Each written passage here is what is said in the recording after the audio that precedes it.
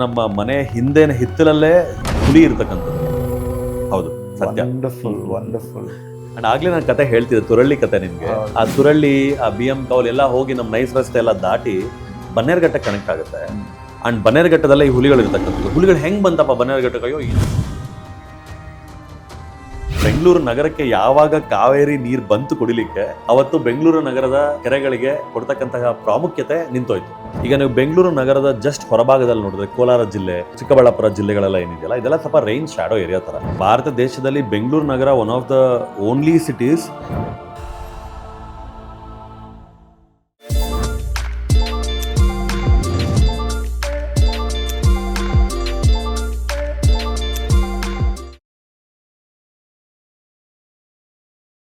ನಮಸ್ಕಾರ, ಬಡಕಿಲಾ ಪ್ರದೀಪ್ ಯೂಟ್ಯೂಬ್ ಚಾನಲ್ನ ಎಲ್ಲ ವೀಕ್ಷಕರಿಗೆ ಸ್ವಾಗತ. ನಾವು ಕಾಡಿನ ಕಥೆಯನ್ನು ಕೇಳೋರಿದ್ದೇವೆ.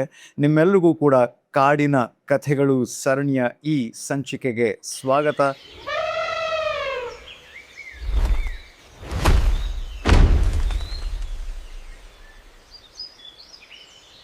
ನಮ್ಮ ಜೊತೆ ರಾಹುಲ್ ಆರಾಧ್ಯ ಅವರಿದ್ದಾರೆ. ಅವರು ಪರಿಸರ ತಜ್ಞ ಹಾಗೂ ಜೀವ ವೈವಿಧ್ಯ ಸಲಹೆಗಾರರು. ಅವ್ರನ್ನ ಕಾರ್ಯಕ್ರಮಕ್ಕೆ ಸ್ವಾಗತ ಮಾಡೋಣ. ನಮಸ್ಕಾರ. ಹಲೋ, ನಮಸ್ಕಾರ. ಎಲ್ಲರಿಗೂ ನಮಸ್ಕಾರ. So much. ತುಂಬಾ ಖುಷಿ ಆಗುತ್ತೆ. ಆ್ಯಂಡ್ ನಾವು ಈ ಸೀರೀಸ್ನ ಯೋಚನೆ ಮಾಡ್ತಾ ತಯಾರಿ ಮಾಡೋದಕ್ಕಿಂತ ಮೊದಲೇ ಒಂದಿಷ್ಟು ಮಾತುಕತೆಗಳನ್ನು ಮಾಡ್ತಾ ಇದ್ವಿ. And he has so much to say. ತುಂಬಾ ಕಥೆಗಳಿದೆ, ಕಾಡಿನ ಕಥೆಗಳಿದೆ.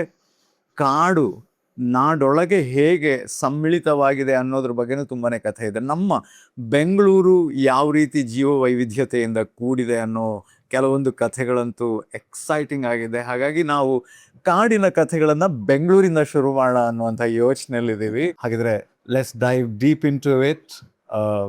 ಸೊ ಬೆಂಗಳೂರಿನ ಕಥೆಯಿಂದಾನೇ ಐ ವಾಂಟ್ ಟು ಸ್ಟಾರ್ಟ್. ಹಾಗೆ ಬೆಂಗಳೂರು ಅಂದಾಗ ನಮ್ಗೆ ಎಲ್ರಿಗೂ ಕೂಡ ಒಂದು ಫಸ್ಟ್ ವಿಷಯ ಬರೋದು ಇಲ್ಲಿದು ವೆದರ್ ಎಷ್ಟು ಸಖತ್ತಾಗಿದೆ ಅನ್ನೋದು. ಹೌದು. ಮತ್ತೆ ಎಲ್ಲ ಕಡೆ ಗ್ರೀನರಿ ಇದೆ, ಮತ್ತೆ ಒಂದು ತುಂಬಾ ತಂಪು ವಾತಾವರಣ ಇದೆ. ಅಫ್ಕೋರ್ಸ್ ಇತ್ತೀಚೆಗೆ ನಾವೆಲ್ಲರೂ ಕೂಡ ಸೆಕೆ ಜಾಸ್ತಿ ಆಗ್ತಿದೆ, ಬೆಂಗಳೂರು ವೆದರ್ ಸರಿ ಇಲ್ಲ ಅಂತ ಕಂಪ್ಲೇಂಟ್ ಮಾಡ್ತಿರ್ತೀವಿ. But how and why is Bangalore so cool? ಇಷ್ಟೊಂದು ಒಳ್ಳೆ ವೆದರ್ ಬೆಂಗಳೂರಿಗೆ ಹೇಗೆ? ಅಬ್ಸಲ್ಯೂಟ್ಲಿ. ಸೊ ಎಲ್ಲರಿಗೂ Bengaluru weather is the most favourite thing. ಯಾರಾದ್ರೂ ಹೊರಗಡೆ ಬಂದಾಗ ಮೊದಲು ಹೇಳೋವಂಥದ್ದು ಈ ವೆದರ್ ಬಗ್ಗೆ. ಯಾಕೆ ಇಷ್ಟು ತಣ್ಣಗಿದೆ? ಎಲ್ಲ ಸಮಯದಲ್ಲೂ apart from last few years we are experiencing that heat island effect. ಅದು ಬಿಟ್ಟರೆ ಯಾವಾಗಲೂ ತಂಪಾಗಿರುವಂಥ ಪ್ರದೇಶ. ಇದಕ್ಕೆ ಮುಖ್ಯವಾಗಿ ಭೌಗೋಳಿಕವಾಗಿರುವಂಥದ್ದು ಬೆಂಗಳೂರು ಎಲ್ಲಿ ನೆಲೆಸಿದೆ ಅನ್ನೋದಕ್ಕೆ that's the reason behind it. ಏನಪ್ಪ ಅಂದರೆ, ಮೊದಲಿಗೆ ಬೆಂಗಳೂರು ನಗರ ಸಮುದ್ರ ಮಟ್ಟದಿಂದ 900 ಮೀಟರ್ಸ್ ಎತ್ತರದಲ್ಲಿರುವಂಥದ್ದು. ಸೊ ಸಾಮಾನ್ಯವಾಗಿ ನೀವು ಬೆಂಗಳೂರಿಂದ ಹೊರಗೆ ಹೋದರೆ ತಮಿಳುನಾಡು ಕಡೆಗೆ ಆಗಿರ್ಬೋದು, ಬೇರೆ ಆಂಧ್ರ ಕಡೆಗೆ ಆಗಿರ್ಬೋದು, ಎಲಿವೇಶನ್ ಕೆಳಗಿದೆ. ಸೊ ಸ್ವಲ್ಪ ಅಂದರೆ ಅದರ ಸಮುದ್ರ ಮಟ್ಟದಿಂದ ಭಾಳ ಕೆಳಗಿದಾವೆ ನಗರಗಳೆಲ್ಲ. ಬಟ್ ಬೆಂಗಳೂರು ಸಮುದ್ರ ಮಟ್ಟದಿಂದ 900 ಮೀಟರ್ಸ್ ಎತ್ತರದಲ್ಲಿರ್ತಕ್ಕಂಥದ್ದು ಒಂದು. ಎರಡನೇದು ಅತ್ಯಂತ ಪ್ರಮುಖವಾಗಿರುವಂಥ ಕಾರಣ ಏನಪ್ಪ ಅಂತ ಹೇಳಿದ್ರೆ, ನೀವು ನಮ್ಮ ಪಶ್ಚಿಮ ಘಟ್ಟಗಳು ಅಥವಾ ವೆಸ್ಟರ್ನ್ ಘಾಟ್ಸ್ ಅಂತ ಏನಿದೆ ಅದನ್ನು ನೋಡಿದ್ರೆ, so it's 1500 kilometre hill or mountain chain. So ನಿಮಗೆ ಗುಜರಾತ್ನ ಕೆಳಗಿಂದ ಶುರುವಾಗಿ ಬರ್ತಾ ಕೇರಳದ ತುದಿವರೆಗೂ, so and some part of it also has come to ತಮಿಳ್ನಾಡುವರೆಗೂ ಸ್ಟ್ರೆಚ್ ಆಗಿರುವಂತಹ ಒಂದು ಮೌಂಟೇನ್ ಚೈನ್. ಈ ಎಂಟೈರ್ ಮೌಂಟೇನ್ ಚೈನ್ ಏನು ಮಾಡುತ್ತಪ್ಪ ಅಂತ ಹೇಳಿದ್ರೆ, ಸಾಕಷ್ಟು ಬರುವಂಥ ಮಳೆಯನ್ನು, ಸೊ ಗಾಳಿಯನ್ನು ಬ್ಲಾಕ್ ಮಾಡುತ್ತೆ. ಸೊ ಫಸ್ಟ್ಗೆ ಅಲ್ಲಿ ತಡೆಯುವಂಥದ್ದು. ಆದರೆ ಸೊ ಈ ಎಂಟೈರ್ ಮೌಂಟೇನ್ ಚೈನಲ್ಲಿ there is a certain gap. ಒಂದು ಪಾಲಕ್ಕಾಡ್ ಅಂತ ಒಂದು ಊರಿದೆ, ಕೇರಳದಲ್ಲಿ ಕೇಳಿರ್ಬೋದು. ಆ ಪಾಲಕ್ಕಾಡ್ ಗ್ಯಾಪ್ ಇದೆ. ಸೊ ಅಂದರೆ ಆ ಜಾಗದಲ್ಲಿ ಮಾತ್ರನೇ ಬೆಟ್ಟಗಳಿಲ್ಲ, ಸಮತಟ್ಟಾದಂತಹ ಭೂಮಿ ಇದೆ, ಸಮತಟ್ಟಾದ ಭೂಮಿ ಇರುವಂಥದ್ದು. ಸೊ ಅಲ್ಲಿ ಮಾತ್ರ ಜಾಗ ಇದೆ. ಸೊ ಈ ಸೌತ್ ವೆಸ್ಟ್ ಮಾನ್ಸೂನ್ ಏನು ಬರುತ್ತೆ ನಮ್ಮ ಕಡೆಗೆ ಹೊರಗಿನಿಂದ, ಸೊ ಆ ಗ್ಯಾಪಲ್ಲಿ ಮುಖಾಂತರ ಬಂದು ಮೊದಲಿಗೆ ಎತ್ತರವಾದ ಪ್ರದೇಶ ಸಿಗುವಂಥದ್ದೇ ಬೆಂಗಳೂರು ನಗರ. ಸೊ ಬಂದು ತಲುಪುವಂಥದ್ದೇ ಬೆಂಗಳೂರು ನಗರಕ್ಕೆ ಆ ಗಾಳಿ. ಸೊ ಅಲ್ಲಿಂದ ಬರೀ ಬೆಂಗಳೂರು ನಗರ ಸುತ್ತಮುತ್ತ ಪ್ರದೇಶಕ್ಕೂ ಬರುತ್ತೆ. ಬಟ್ ಇದು ನಮ್ಮ ಎತ್ತರದಲ್ಲಿರೋದ್ರಿಂದ ಆ ಗಾಳಿಯಿಂದ ಬಂದು ಬೆಂಗಳೂರು ತಂಪಾಗಿರೋ, ಅಂದ್ರೆ we are in a very privilege space. ಒಂಥರ AC ವೆಂಟ್ ಹೆಂಗೆ ಇದಕ್ಕೋಸ್ಕರ ರೆಡಿ ಮಾಡಿದೆ ಅಂತ ನಮ್ ಕಡೆಗೆ ಸೆಟ್ ಆಗಿದೆ ಅಬ್ಸಲ್ಯೂಟ್ಲಿ. ಅಂಡ್ ಆದ್ರಿಂದಾನೇ ಬೆಂಗಳೂರು ಪ್ರದೇಶ ಅಷ್ಟು ತಂಪಾಗಿರ್ತಕ್ಕಂಥದ್ದು. ಅದ್ರ ಜೊತೆಗೆ ಬರೀ ಗಾಳಿ ಎಲ್ಲ ಸಹ, ಮಳೆನೂ ಸಹ.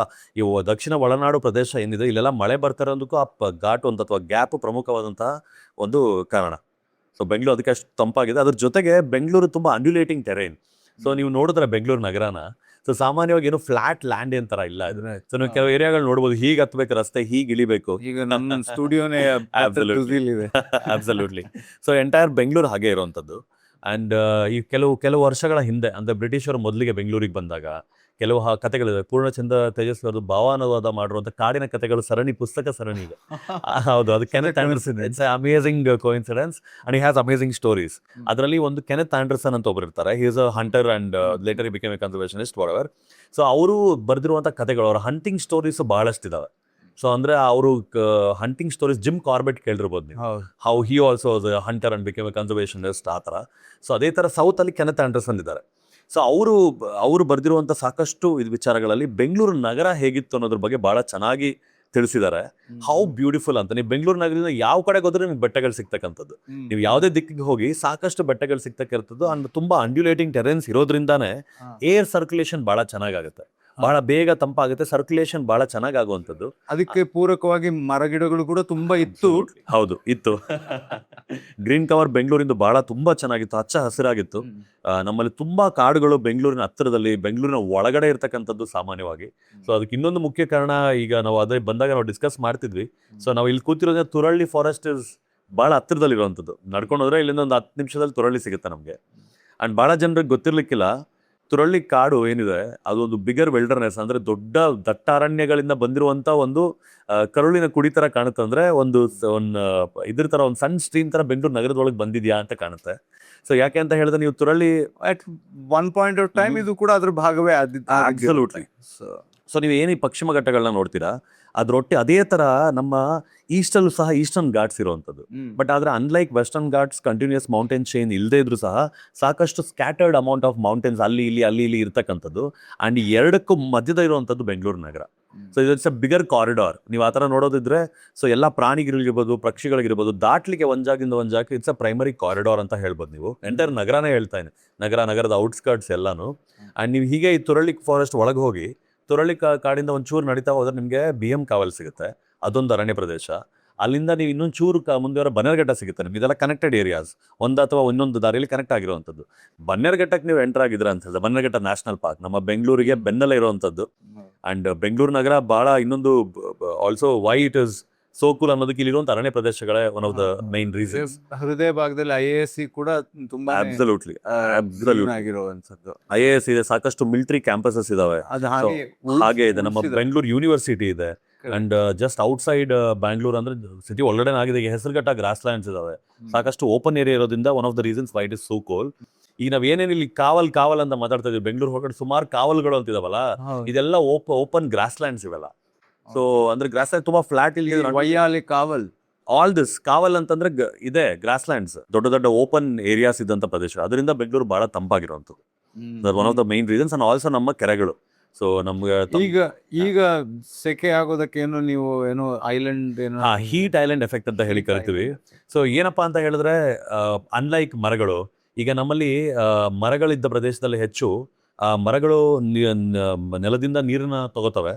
So whenever they take water, they also release water. So ಹೊರಗಡೆ ಎಲೆಗಳ ಮುಖಾಂತರ ನೀರನ್ನ ಹೊರಗಡೆ ಒಂಥರ ಒಂದು ಮಿಸ್ಟಿ ಎಫೆಕ್ಟ್ ಕೊಡೋದು. ಅಬ್ಸಲ್ಯೂಟ್. ಸೊ ಅದೇನಾಗುತ್ತೆ, ಆ ಹೊರಗಡೆ ವಾತಾವರಣಕ್ಕೆ ನೀರನ್ನ ಹೊರಗಡೆ ಬಿಟ್ಟಾಗ ತಂಪಾಗುತ್ತೆ ಭೂಮಿ. ಬಟ್ ಏನಾಗುತ್ತೆ, ನಮ್ಮಲ್ಲಿ ಮರಗಳು ಒಂದು ಕಮ್ಮಿ ಆಗ್ತಾ ಇರೋವಂಥದ್ದು, ಮರಗಳಿಗಿಂತ ಹೆಚ್ಚು ಬಿಲ್ಡಿಂಗ್ಸ್ ಬರ್ತಾ ಇರೋವಂಥದ್ದು. ಅಂಡ್ ಈ ಬಿಲ್ಡಿಂಗ್ಸ್ ಏನಪ್ಪಾ, of course they're all made of concrete. So concrete ಅಥವಾ ಈ ಕಾಂಕ್ರೀಟ್ ಏನಪ್ಪಾ ಒಂದು ವಿಚಾರ ಅಂತ ಹೇಳಿದ್ರೆ, it cannot sweat. Concrete sweat ಆಗ್ಲಿಕ್ಕೆ ಆಗಲ್ಲ, ಅದೇನು ಮಾಡ್ಲಿಕ್ಕೆ. ಅದೇನಾಗುತ್ತೆ ಅಂದ್ರೆ, ಎಂಟೈರ್ ಡೇ ವೆನೆವರ್ ಬಿಸಿಲು ಬಿದ್ದಾಗ ಆ ಸಂಪೂರ್ಣ ಬಿಸಿಲನ್ನ ಹಿಡಿದಿಟ್ಕೊಳ್ಳುತ್ತೆ. ರಾತ್ರಿ ಸೂರ್ಯಾಸ್ತ ಆದ್ಮೇಲೆ ಆ ಬಿಸಿಯನ್ನ ಹೊರಗಡೆ ಬಿಡ್ಲಿಕ್ಕೆ ಸ್ಲೋ ರಿಲೀಸ್ ಮಾಡ್ಲಿಕ್ಕೆ ಶುರುವಾಗುತ್ತೆ. ಆದ್ರಿಂದಾನೇ ಎಂಟೈರ್ ಏರಿಯಾ ಬಂದೊಂದು ಹೀಟ್ ಐಲ್ಯಾಂಡ್, ಹೀಟ್ ಟ್ರ್ಯಾಪ್ ಆಗುವಂತ ಆಗುತ್ತೆ. ಅಂಡ್ ತಮಗೆ ಗೊತ್ತಿರೋ ಹಾಗೆ, ನಾವೆಲ್ಲ ಮಾತಾಡೋ ಹಾಗೆ, ಯಾವಾಗಲೂ ಕೆರೆಗಳ ಸಂಖ್ಯೆ ಬಹಳ ಕಮ್ಮಿ ಆಗಿರೋಂಥದ್ದು. ಅಂಡ್ ಬೆಂಗಳೂರು ನಗರಕ್ಕೆ ಯಾವಾಗ ಕಾವೇರಿ ನೀರು ಬಂತು ಕುಡಿಲಿಕ್ಕೆ, ಅವತ್ತು ಬೆಂಗಳೂರು ನಗರದ ಕೆರೆಗಳಿಗೆ ಕೊಡ್ತಕ್ಕಂತಹ ಪ್ರಾಮುಖ್ಯತೆ ನಿಂತೋಯ್ತು. ಯಾಕಂದ್ರೆ ಮುಂಚೆ ಆದ್ರೆ ಬೋರ್ವೆಲ್ಗಳಿದ್ವು ಸಹ ಕೆರೆ ನೀರನ್ನೇ ಬಳಸ್ತಾ ಇದ್ರು ಜನ. ಕಾವೇರಿ ಬಂದ ಮೇಲೆ ಬೆಂಗಳೂರಿನ ಕಾವೇರಿತ್ತು ಅಂತ ಹೇಳಿ. ಅಬ್ಸಲ್ಯೂಟ್ಲಿ ಕರೆಕ್ಟ್ ಆಗಿ ಹೇಳಿದ್ರೆ, ಆಕ್ಚುಲಿ ಹಾಗೆ ಆಗಿದೆ. ಬಿಕಾಸ್ ಈಗ ನಾವು ಕೆರೆಗಳಿಗೆ ಎಲ್ಲ we all become waste dump. Hundreds of lakes. ಈಗ ನೀವು ಬೆಂಗಳೂರು ನಗರದ ಜಸ್ಟ್ ಹೊರಭಾಗದಲ್ಲಿ ನೋಡಿದ್ರೆ, ಕೋಲಾರ ಜಿಲ್ಲೆ, ಚಿಕ್ಕಬಳ್ಳಾಪುರ ಜಿಲ್ಲೆಗಳೆಲ್ಲ ಏನಿದೆಯಲ್ಲ, ಇದೆಲ್ಲ ಸ್ವಲ್ಪ ರೈನ್ ಶಾಡೋ ಏರಿಯಾ ತರ. ಅಂದ್ರೆ ಸುಮಾರು ವರ್ಷಗಳ ಹಿಂದೆ ನೀವು ಎರಡೂ ಜಿಲ್ಲೆಗಳನ್ನ ಒಟ್ಟುಗೂಡಿಸಿದ್ರೆ ಸುಮಾರು 5,000 to 6,000 ಕೆರೆಗಳಿದಾವೆ. ಅದರ ಅರ್ಥ ಮಳೆ ಸಂಖ್ಯೆ ಕಮ್ಮಿ ಇತ್ತಂತ ಹೇಳಿ. ಸೊ ಆಗ್ಲಿಂದನೂ ಬಹಳ ವರ್ಷಗಳಿಂದನೂ ಮಳೆಯ ಸಂಖ್ಯೆ ಕಮ್ಮಿ ಇತ್ತಂತ. ಹಾ. ಬಟ್ ಆದ್ರೆ ಈ ಕೆರೆಗಳು ತುಂಬಾ ಇದ್ವು, ತುಂಬಾ ನೀರಿತ್ತು. ಬೆಂಗಳೂರು ನಗರದಲ್ಲೂ ಸುಮಾರು ಕೆರೆಗಳು ಕೆಲವು ಹೆಚ್ಚಿಂದೆಲ್ಲ ನ್ಯಾಚುರಲ್ ಇತ್ತು, ಕೆಲವೊಂದೆಲ್ಲ ಇಟ್ ವಾಸ್ ಮ್ಯಾನ್ ಮೇಡ್. ಹೌದು, ಅಗತ್ಯ ಇತ್ತು ಅಂತ. ಕರೆಕ್ಟ್. ಅದಲ್ಲದೆ ಇಲ್ಲಿ ಬಯೋಡೈವರ್ಸಿಟಿ ತುಂಬಾನೇ ಇದೆ ಅಂತ ಹೇಳಿದ್ರೆ ಇವಾಗ್ಲೂ ಇದೆ ಅಂತನಾ? ಖಂಡಿತ. ಭಾರತ ದೇಶದಲ್ಲಿ ಬೆಂಗಳೂರು ನಗರ one of the only cities ನಮ್ಮ ಬೆನ್ನಿಗೆ ಅಂದ್ರೆ ನಮ್ಮ ಮನೆ ಹಿಂದೆನ ಹಿತ್ತಲಲ್ಲೇ ಹುಲಿ ಇರ್ತಕ್ಕಂಥದ್ದು. ಸೊ ಬನ್ನೇರುಘಟ್ಟ ಕಾಡಲ್ಲಿ ನೀವೆಲ್ಲ ಮೋಸ್ಟ್ಲಿ ಸಫಾರಿಗೆ ಹೋಗಿರ್ತೀರಾ, ಅದೆಲ್ಲ ಬಂದು ಕ್ಯಾಪ್ಟಿವ್ ಟೈಗರ್ಸ್, ಅಂದ್ರೆ ಒಂದು ಝೂ ಅಲ್ಲಿ ಎನ್ಕ್ಲೋಜರ್ ಅಲ್ಲಿ ಇರ್ತಕ್ಕಂಥದ್ದು. ನಾನು ಅದನ್ನ ಹೇಳ್ತಿಲ್ಲ, ಕಾಡಿನ ಒಳಗಡೆ ನಿಜವಾದ ಓಪನ್ ಆಗಿ ಓಡಾಡ್ಕೊಂಡು ಹುಲಿಗಳು ಇರ್ತಕ್ಕಂಥದ್ದು. ಹೌದು, ಸತ್ಯ. ಸೊ ಈಗ ರೀಸೆಂಟ್ ಆಗಿ ಅದ್ರ ಆಗಿರ್ಬೇಕು. ಇಲ್ಲ ಅದು ಸೇಫ್ ಆಗಿರ್ಬೇಕು. ಈ ಕಡೆ ಬಂದ್ರೆ ಮನುಷ್ಯನಷ್ಟು ಡೇಂಜರ್ ಬೇರೆ ಯಾವ್ದಿಲ್ಲ. ಬೇರೆ ಯಾವ್ದು ಅಬ್ಸಲ್ಯೂಟ್ಲಿ. ಅಂಡ್ ಆಗ್ಲೇ ನಾನು ಕತೆ ಹೇಳ್ತಿದ್ದೆ, ತುರಳ್ಳಿ ಕತೆ ನಿಮ್ಗೆ. ಆ ತುರಳ್ಳಿ, ಆ BM ಕೌಲ್ ಎಲ್ಲ ಹೋಗಿ ನಮ್ ನೈಸ್ ರಸ್ತೆ ಎಲ್ಲ ದಾಟಿ ಬನ್ನೇರುಘಟ್ಟ ಕನೆಕ್ಟ್ ಆಗುತ್ತೆ. ಅಂಡ್ ಬನ್ನೇರುಘಟ್ಟದಲ್ಲಿ ಈ ಹುಲಿಗಳು ಇರ್ತಕ್ಕಂಥದ್ದು. ಹುಲಿಗಳು ಹೆಂಗ್ ಬಂತಪ್ಪ ಬನ್ನೇರುಘಟ್ಟಕ್ಕೆ? ಅಯ್ಯೋ ಇದು ಹೆಂಗ್ ಬಂತಂತ ಹೇಳಲಿಕ್ಕೆ ಸಾಧ್ಯ ಇಲ್ಲ. ಯಾಕಂದ್ರೆ this is a chain to a bigger, this a pipeline to a bigger wilderness. ಯಾವ್ದಪ್ಪ ಅಂತ ಹೇಳಿದ್ರೆ, ಈಗ ಬನ್ನೇರುಘಟ್ಟ ಪ್ರದೇಶ ಇದೆ. ಬನ್ನೇರುಘಟ್ಟ ಒಂದು ದೊಡ್ಡದಾದಂತಹ ಒಂದು ನ್ಯಾಷನಲ್ ಪಾರ್ಕ್ ಹಾಗೂ ಒಂದು ದೊಡ್ಡ ಸಂರಕ್ಷಿತ ಪ್ರದೇಶ. ಬನ್ನೇರುಘಟ್ಟ ಪ್ರದೇಶ ಪಕ್ಕದಲ್ಲೇ ಇರ್ತಕ್ಕಂಥ ಕಾವೇರಿ ವನ್ಯಜೀವಿ ಧಾಮಕ್ಕೆ ಕನೆಕ್ಟ್ ಆಗುವಂಥದ್ದು. ನೀವು ಕನಕಪುರ ಹೋದ್ರೆ ಮುತ್ತತ್ತಿ, ಮೇಕೆದಾಟು ಇದೆಲ್ಲ ಬರುತ್ತಲ್ಲ, ಕಾವೇರಿ ವನ್ಯಜೀವಿ ಧಾಮ ಅಂತ ಹೇಳಿ ಕರಿತೀವಿ. ಕಾವೇರಿ ವೈಲ್ಡ್ ಲೈಫ್ ಸ್ಯಾಂಚುರಿ ಅಂತ ಇದೆ ಅದು. ಈ ಕಾವೇರಿ ವೈಲ್ಡ್ ಲೈಫ್ ಸ್ಯಾಂಚುರಿ ಸಹ one of the biggest reserves in Karnataka. 1000 ಚದರ ಕಿಲೋಮೀಟರ್ ಹರಡ್ಕೊಂಡಿರುವಂಥ one of the beautiful wildlife sanctuaries. ತಮಗೆ ವೀರಪ್ಪನ ಕತೆ ಗೊತ್ತೇ ಇದೆ. ಸೊ ವೀರಪ್ಪನ್ ಓಡಾಡ್ತಾ ಇದ್ದಂಥ ಕಾಡುಗಳಿವೆ. ಅಲ್ಲಿಂದ MM ಹಿಲ್ಸ್, ಮಲೆಮಹದೇಶ್ವರ ಎಲ್ಲ connected. Correct. Malemahadeshwara wildlife ಸ್ಯಾಂಚುರಿಗೆ ಕನೆಕ್ಟ್ ಆಗ್ತಕ್ಕಂಥದ್ದು. ಆ ಮಲೆಮಹದೇಶ್ವರ ವೈಲ್ಡ್ ಲೈಫ್ ಸ್ಯಾಂಚುರಿಯಿಂದ ಹಾಗೆ ಬಿಳಿಗಿರಿ ರಂಗನಾಥ ಸ್ವಾಮಿ ದೇವಸ್ಥಾನ ಕೇಳಿರ್ಬೋದು ನೀವು, BRT ಅಂತ. It's became A tiger reserve. So ಮುಂಚೆ ವೈಲ್ಡ್ ಲೈಫ್ ಸ್ಯಾಂಚುರಿ ಆಗಿತ್ತು, ಈಗ BRT ಟೈಗರ್ ರಿಸರ್ವ್ ಆಗಿದೆ. ಆ BRT ಟೈಗರ್ ರಿಸರ್ವ್ಗೆ ಕನೆಕ್ಟ್ ಆಗಿರುವಂಥದ್ದು. ಆ BRT ಟೈಗರ್ ರಿಸರ್ವ್ ಒಂದು ಭಾಗದಲ್ಲಿ ಸತ್ಯಮಂಗಲಂ ಟೈಗರ್ ರಿಸರ್ವ್ ಇರುವಂಥದ್ದು ತಮಿಳುನಾಡು ಕಡೆಗೆ ಆಯಿತು, ಬೆಟ್ಟದ ಕೆಳಗಡೆಗೆ. ಈ ಬದಿಯಲ್ಲಿ ಬಂಡೀಪುರ ಟೈಗರ್ ರಿಸರ್ವ್ ಇರ್ತಕ್ಕಂಥದ್ದು. ಸೊ ಇದ್ರ ಮಧ್ಯದಲ್ಲಿ ಸಣ್ಣ ಪುಟ್ಟ ಕಾಡುಗಳು ತುಂಬಾ ಇದಾವೆ. ಈ Bandipur tiger reserve directly connects to Mudumalai tiger reserve. ಅದು ಸಹ ತಮಿಳುನಾಡು ಒಳಗಿರುವಂಥದ್ದು. ನೀವು ಊಟಿಗೆ ಹೋಗ್ಬೇಕಾದ್ರೆ ರಸ್ತೆಯಲ್ಲಿ ಸಿಗುತ್ತೆ, ಮಸೀನಗುಡಿ ಅಂತ ಫೇಮಸ್ ಜಾಗ ಇದೆಯಲ್ಲ, ಅದರಿಂದ it connects to Ooty, Nilgiris, Mukurthi, ಆ ಕಡೆ ಕೆಳಗಡೆಗೆ ವೈನಾಡ್. ಇದು ಬಂಡೀಪುರದಿಂದ ಆಲ್ಸೋ ಬಲಗಡೆಗೆ ಹೋದ್ರೆ ನಾಗರಹೊಳೆ ಸಿಗುತ್ತೆ. So this is all comes under Nilgiri biosphere ಅಂತ. ಸೊ ಅದು ದೊಡ್ಡ ಲ್ಯಾಂಡ್ಸ್ಕೇಪ್. ಈ ನೀಲಗಿರಿ ಬಯೋಸ್ಪಿಯರ್ ರಿಸರ್ವ್ ನಾನು ಏನು ಹೇಳ್ತಾ ಇದ್ದೀನಿ, ಪ್ರಪಂಚದಲ್ಲೇ ಅತ್ಯಂತ ಹೆಚ್ಚು ಕಾಡಿನಲ್ಲಿ ಹುಲಿಗಳು, ಆನೆಗಳು ಒಂದೇ ಕಡೆ ಇರತಕ್ಕಂಥ ಪ್ರದೇಶ ಇದು. ಓಕೆ. ಸೊ ಅಂದ್ರೆ Asiatic elephants and tigers highest number ಇರುವಂತದ್ದು Bengal tigers, royal Bengal tigers ಇರ್ತಕ್ಕಂಥ ಇದೇ ಪ್ರದೇಶ. 100 ಹುಲಿಗಳು, 1000 ಆನೆಗಳು ಇರ್ತಕ್ಕಂಥ ಪ್ರದೇಶ, ದೊಡ್ಡ ಲ್ಯಾಂಡ್ಸ್ಕೇಪ್. ನಮ್ಮಲ್ಲಿ ರಾಜ್ಯಗಳಿಗೆ ಗಡಿಯಿಂದ ಸಪರೇಟ್ ಆಗಿದೆ, ಬಟ್ ಆದ್ರೆ ನೋಡಿದ್ರೆ ಕಾಡಿಂದಾಗಿ ಎಲ್ಲ ಒಟ್ಟಿಗೆ ಇರ್ತಕ್ಕಂಥದ್ದು. ಅಂಡ್ ಅದರ ಒಂದು ಚೈನ್, ಅದರ ಒಂದು ಸಣ್ಣ ಬಳ್ಳಿ ಬಂದು ಬೆಂಗಳೂರು ನಗರಕ್ಕೆ ಬಂದಿರೋದು ನಾವು ತುರಳ್ಳಿ ಕಾಡು. ಅಂದ್ರೆ ಇಲ್ಲಿಂದ ಅಲ್ಲಿಗೆ ಡೈರೆಕ್ಟ್ ಕನೆಕ್ಷನ್ ಇದೆ. ಡೈರೆಕ್ಟ್ ಕನೆಕ್ಷನ್ ಇದೆ. ಅಂಡ್ ಕೆಲವು ಭಾಗಗಳು ಎಲ್ಲೋ ಒಂದು ಸಣ್ಣ ಕೆಲವು ಮನೆಗಳು ಬಂದಿರತಕ್ಕಂಥದ್ದು, ನೈಸ್ ರಸ್ತೆ ಅಂತ ರಸ್ತೆ ಕಟ್ಟಾಗಿ ಹೋಗಿರ್ತಕ್ಕಂಥದ್ದು, ಹಾಗೆ ಸ್ವಲ್ಪ ಹಳ್ಳಿಗಳು ಬಂದಿರತಕ್ಕಂಥದ್ದು. ಈಗ ನಮ್ಮ ಟೌನ್ ಬಹಳ ಬೆಳೀತಾ ಇದೆ. ಈ Turahalli is becoming middle of the town. So unfortunately, but ಆದ್ರೆ ನೀವು ನೋಡಿದ್ರೆ ಹಾಗೆ ನೀವು this is the connection which goes still there. So Bengaluru ಅನ್ನೋದು ಅಂದ್ರೆ ಬೆಂಗಳೂರಿನ ಹೊಕ್ಕುಳ ಬಳ್ಳಿ ಅಲ್ಲಿ ತನಕ ಆಗಿದೆ ಅಂತ. Right way to say it. Absolutely ಹೌದು, ಸತ್ಯ. ವಂಡರ್ಫುಲ್. ಮತ್ತೆ ಬೆಂಗಳೂರಿನಲ್ಲಿ ಒಂದು ವಿಶೇಷವಾದ ಕಲ್ಲಿದೆ, ಆ ಕಲ್ಲಿನ ಬಗ್ಗೆ ಹೇಳ್ತಿದ್ರಿ ನೀವು. ಹೌದು. ಸುಮ್ಮನೆ ಸಣ್ಣ ಪ್ರಶ್ನೆ ತಮಗೆ, ನಂದಿ ಬೆಟ್ಟ ನೋಡಿದಿರಲ್ವ ತಾವು? ಹೌದು. ನಂದಿ ಬೆಟ್ಟಕ್ಕೆ ಹೋಗಿದ್ದೀರಾ? ನಂದಿ ಬೆಟ್ಟಕ್ಕೆ ಹೋಗಿದ್ದೀನಿ, ಬಹಳ ಸತಿ ಹೋಗಿರ್ತೀರಾ? ಹೌದು. ನಂದಿ ಬೆಟ್ಟ ಕಲ್ಲು ಎಷ್ಟು ಹಳೆದಂತ ತಮ್ಗೆ ಏನಾದ್ರು ಐಡಿಯಾ ಇದೆಯಾ? ಎಷ್ಟು ವರ್ಷ ಹಳೇದಿರ್ಬೋದು ಈ ಕಲ್ಲು ಅಥವಾ ಬಂಡೆ ಅನ್ನೋದು? ಅಲ್ಲಂದ್ರೆ ಅಷ್ಟೆಲ್ಲ ಯೋಚನೆ ಮಾಡಿಲ್ಲ. ಸಾವಿರಾರು ವರ್ಷನೇ ಇರಲೂಬಹುದು. But okay, let's do one thing. Yes, ನಿಮ್ಗೆ ಈ ಪ್ರಶ್ನೆನ ಕೇಳ್ತಿದ್ದೀವಿ. ಸೊ ನಿಮ್ಮ ಪ್ರಕಾರ ನಂದಿ ಬೆಟ್ಟ ಎಷ್ಟು ಹಳೇದು? ಅದನ್ನ ನೀವು ಕಮೆಂಟ್ ಬಾಕ್ಸ್ನಲ್ಲಿ ತಿಳಿಸಿ. ಉತ್ತರ ತುಂಬ ಇಂಟ್ರೆಸ್ಟಿಂಗ್ ಆಗಿದೆ, ತುಂಬ ಸಣ್ಣ ಉತ್ತರ ಅಲ್ಲ, ತುಂಬ ಸಖತ್ತಾಗಿರೋ ಉತ್ತರ. ಬಟ್ ಅದನ್ನು ತಿಳ್ಕೊಳ್ಳೋದಕ್ಕೆ ನೀವು ಮುಂದಿನ ಸಂಚಿಕೆ ತನಕ ಕಾಯಲೇಬೇಕು. Thank you so much. Thank you. ಮುಂದಿನ ಸಂಚಿಕೆಯಲ್ಲಿ ಸಿಗೋಣ. Thank you. ನಮಸ್ಕಾರ.